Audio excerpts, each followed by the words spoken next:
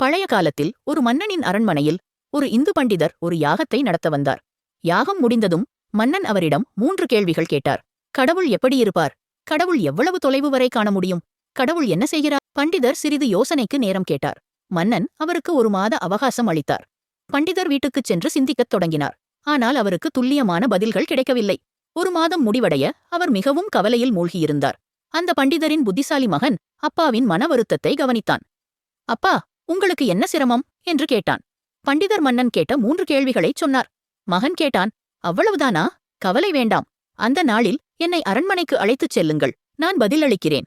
அப்பா ஆச்சரியப்பட்டார். நீ இப்போது பதில் சொல்ல முடியாதா? மகன் சிரித்துக்கொண்டே கூறினான், இல்லை, மன்னனின் முன்பே பதிலளிக்க விரும்புகிறேன். பண்டிதரும் அவரது மகனும் மன்னரின் அரண்மனைக்குச் சென்றனர். மன்னன் கேட்டார், பண்டிதரே, பதில்கள் தயார் பண்ணியுள்ளீர்களா? பண்டிதர் கூறினார், அரசே, என் மகனை கொண்டு வந்திருக்கிறேன். அவன் மிகுந்த ஞானம் உள்ளவன். அவன்தான் பதில்கள் அளிப்பான். மன்னன் அந்த பையனை நோக்கி முதல் கேள்வியை கேட்டார். கடவுள் எப்படி இருப்பார்? அந்த பையன் பதிலளிக்காமல் மன்னனை நோக்கி கூறினான், அரசே, நீங்கள் மகா மன்னராக இருந்தாலும் ஒரு விருந்தாளி வந்தவுடன் அவருக்கு குடிக்க தண்ணீர் கூட கொடுக்காமல் கேள்விகள் கேட்க ஆரம்பித்து விட்டீர்கள்.